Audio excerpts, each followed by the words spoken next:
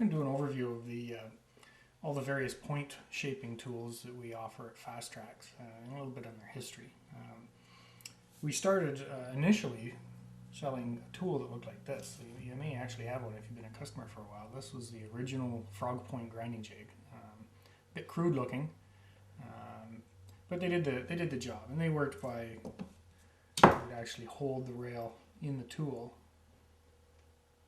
and use a sander and sand the rail off flush to the edge of the tool to make a frog point. They worked reasonably well, but there was room for improvement because they were a little bit fiddly to use to hold. So we refined it a bit and come up with these. This was a first generation PointForm tool. PointForm tool is what we offer now. This is what they look like today. Essentially, it's the same tool. The way they work, this is a clamp. So you can open the tool up, and there's little grooves in the tool. You can see there's one there that the slot pops out the side, and there's one on each end. And this tool is used to make frog points, which is this part of the turnout here, the angle on the rail in the frog point, and the switch points, which are this piece of rail back here. Both of these rails have a taper filed onto them. And the more precise you can form that taper, the better the turnout's going to perform. And that's where these tools really shine. So a piece of rail is just slid into the tool. I'll just show you how that works. It just goes into the tool like that. It's clamped in place, and you file it off. I'll show in detail how to do that in the videos on making frog points and switch points using the PointForm tool. We sell them in a variety of sizes. This one here is a number 6.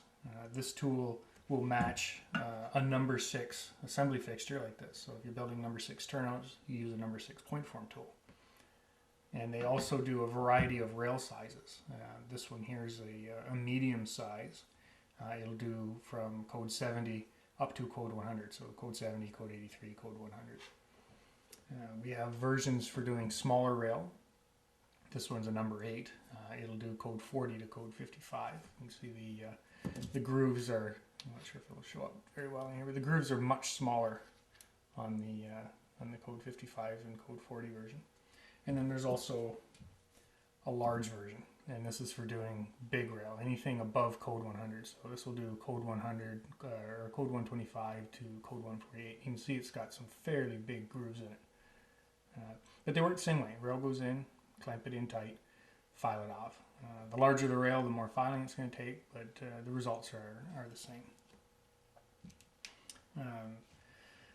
Last year we introduced a line of what we call our combination PointForm tools.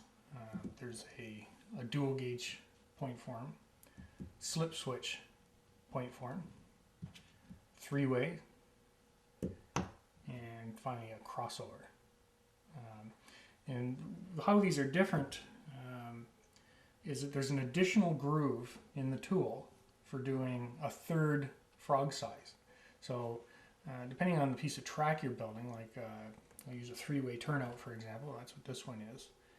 In addition to the frog point and the switch point, I can demonstrate on the fixture here.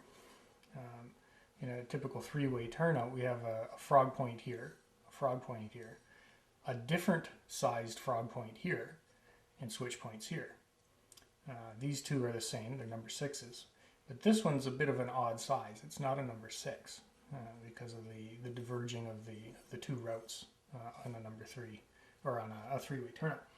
So we've actually developed a tool that has an additional groove. We call it a sub frog for the 3-way version that makes the third size frog.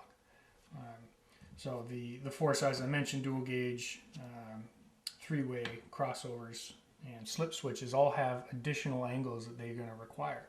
So we have a tool with that additional slot in it. You can see one end has 2 sets and one has 1. And those are our combination PointForm tools. And I'll cover a little bit more detail on how they're used in our follow-up videos.